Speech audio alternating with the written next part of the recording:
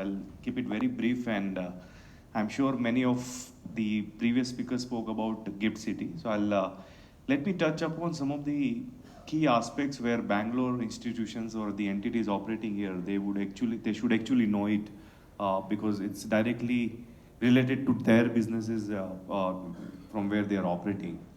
Uh, I'll cover this in two parts quickly. So first part is more from the perspective of what is Gift City. I think it's very important to know that it's a greenfield smart city project, and generally we have not seen in India that greenfield city is created, and I think that's the Government of Gujarat's initiative to develop a smart city along with the financial and IT services. The key aspect of the city is it's integrated city. So what we are trying to create, not on focusing not only on the commercial aspect but also on the residential and social aspect, and that's how the entire city is coming up closer to the Ahmedabad International and Domestic Airport. It's only 20 minutes drive from the airport and much closer to the Gandhinagar, which is the state capital. Uh, if you look at the master plan, I think as mentioned, it covers basically three critical aspects: commercial, residential, and social, all three. We are ensuring that the people working here should stay here, and that's how the idea is to provide walk-to-work concept, and that's where the entire infra is coming up in the city, and many of these institutions have already started operating from the zone today. Uh, Today, as we speak, close to more than 26 million square feet of development has already been allocated. So I think the large amount of developments in terms of the commercial and residential space is coming up. 27 buildings are under construction today, and those are going to be ready in next 3 to 4 years. And that's where you will see the growth of the city in terms of the companies coming up and operating in the city. Let me now focus on the core aspect of the city, which is the International Financial Services Center, and I think that's the uniqueness of the city. Government of India has recognized Gift City, the Special Economic Zone, as the International Financial Services Center. This is the only location today in the country which has been given this status. I mean, what does it mean? So when you set up an entity in the international zone, you will be recognized as non-resident entity, which means you are actually a kind of a deemed foreign entity under the foreign exchange management regulations for setting up your businesses there. And that's where you actually get freedom in terms of dealing in any foreign currency. So that's the beauty of the International Financial Center, and why this is important for all of you today, because when we talk about unicorns in India and when we talk about the startups in India, you will be surprised to know that more than 50% of the startups of the or the unicorns, basically mainly unicorns, their holding company is overseas.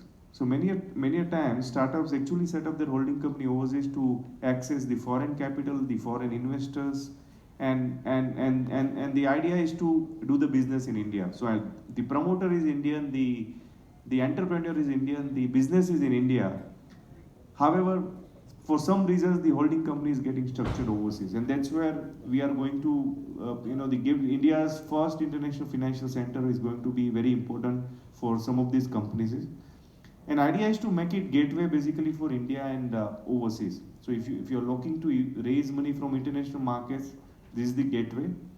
And any Indian company, which is whether it's a fintech company or a startup or a financial entity looking to provide services overseas, Gift City provides the platform and right kind of regulatory environment to operate. Uh, the uniqueness, again, the second uniqueness, that generally in India, for banking, insurance, and the capital markets, we have three different regulators which regulates and provide licenses to do the business. What Government of India has done in Gift City, there is a unified regulator known as IFSC authority, which regulates all the financial services activities. So whether it is banking, insurance, capital markets, fintech, bullion, all that under one umbrella, one regulator will provide the license for you to operate.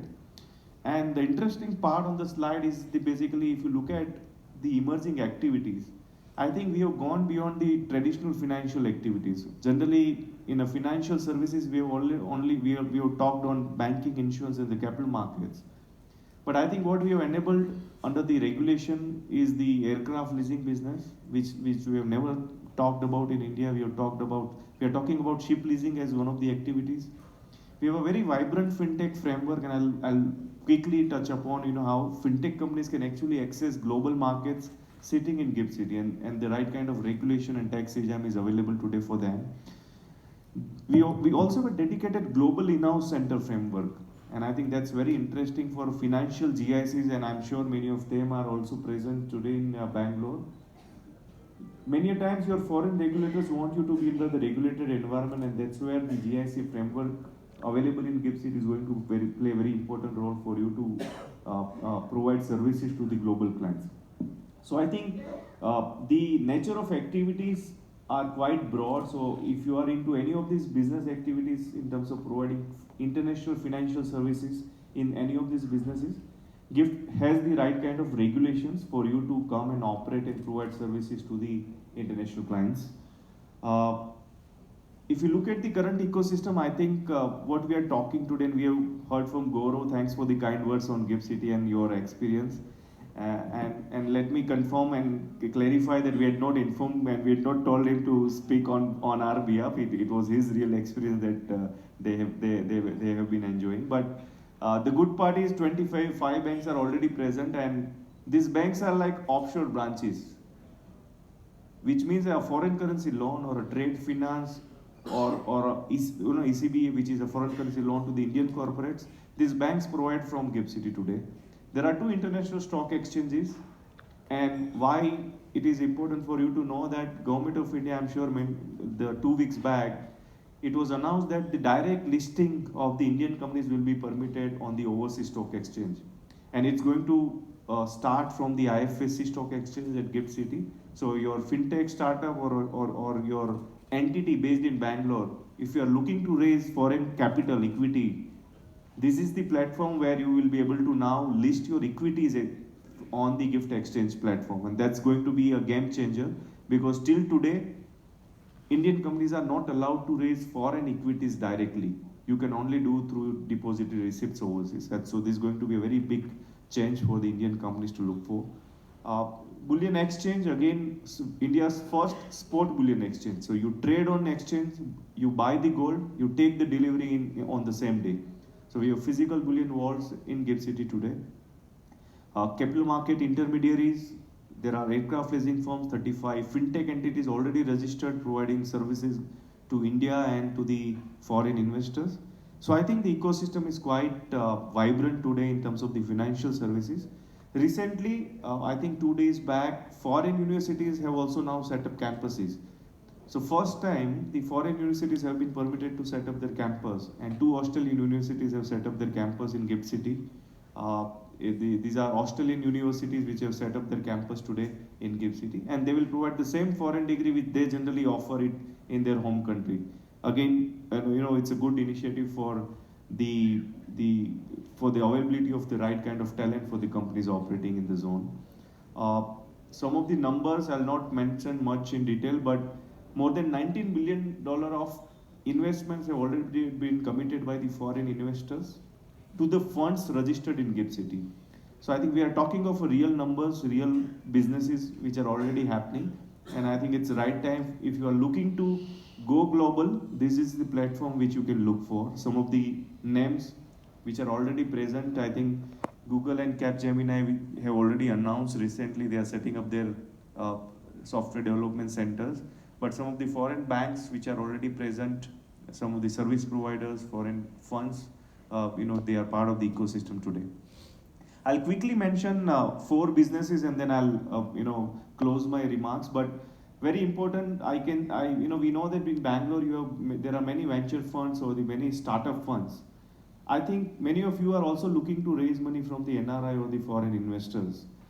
There is a very dedicated framework where you set up a fund in GIFT, raise money from the foreign investors and invest back in India, which is either under the FDI route or the FPI route. Earlier, many of you used to go to Mauritius and Singapore to structure your fund. I think this is the right platform, right regulations with efficient tax framework where you set up a fund and invest in India as well. You can also invest overseas. So there are no restrictions in terms of investing into either of these jurisdictions. And I think it's becoming a very vibrant ecosystem today in terms of the funds established today in GIFT. And the related ecosystem required for a fund in terms of trustees, custodian, the broker dealers, investment advisors, they are all present today in GIFT City, and there is a right kind of regulatory framework for all of them to set up their business in GIFT City. The trading, and I think again Bangalore has a vibrant ecosystem for algorithm trading basically in the international markets and as well as in India. You can actually trade any international market sitting in GIFT City. So whether you want to trade Nasdaq or a New York Stock Exchange or a Singapore Stock Exchange, we have a dedicated framework known as Global Access, where you can set up a trading firm in GIFT City and trade any international markets. I think this has been the ask of many international traders. Probably this is a right platform for now many of the members to look at. Fintech, as I mentioned, we have a sandbox regulatory regime. So if you want to test your product, you can be part of the sandbox regime, operate under the regulated environment, and then eventually move to a direct authorization. Once you feel that your product is ready to be marketed, you can actually get the direct authorization, and this fintech framework is available today. This is important for a fintech firm, say a payments or a solution provider who is actually looking to now provide services to the global banks or global companies. This is the web platform from which you can actually provide these services. And when we talk about fintech, as you know, it includes banking related to digital banking.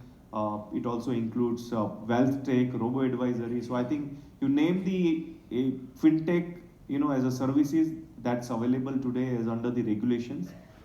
Another key aspect I would like to highlight is the TechFin, and what we have enabled under the regulation is the TechFin as a framework. So if you are a technology company and providing services to the BFSI client overseas, still you can be a part of this ecosystem. So I think generally we have fintech, we have talked mainly more from the perspective of B2C.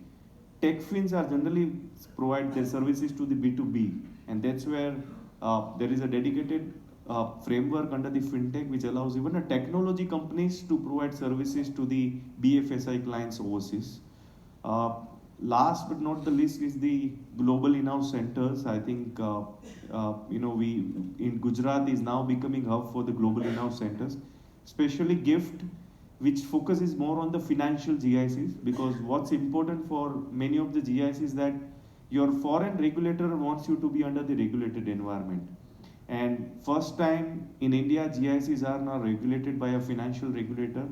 You can set up, provide services to the global banks, branches and the subsidiaries companies. And it's a very light touch regulations through which you can operate. Bank of America is the first one to, which is operating as their first GIC. With more than 2,500 people already operating from the zone, and many such GICs are now setting up in the IFSC zone. The two aspects I would mention, the central government income tax benefits. All these businesses which I mentioned, it enjoys 10 years of income tax holiday. So no income tax for the period of 10 years, and you can select any 10 consecutive years out of 15 years. No indirect tax, so there is no GST. And for particular businesses, there are dedicated tax incentives in the nature of no capital gain tax, no short-term and long-term capital gain tax, no withholding tax. So I think IFSC has a vibrant regulation and tax system under which you can actually operate and go global.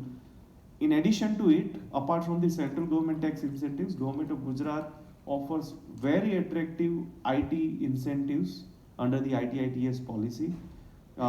I'll not mention more in detail, we can have an offline discussion on it, but this is one of the best incentive policy that you would have seen in the IT sectors, and probably we can discuss in length offline. But thank you very much for being here, and we look forward to interacting with you off the session as well, and we invite all of you to visit Gujarat, visit GIFT City whenever time permits, on individual capacity or as a group. We will be happy to host you. Thank you.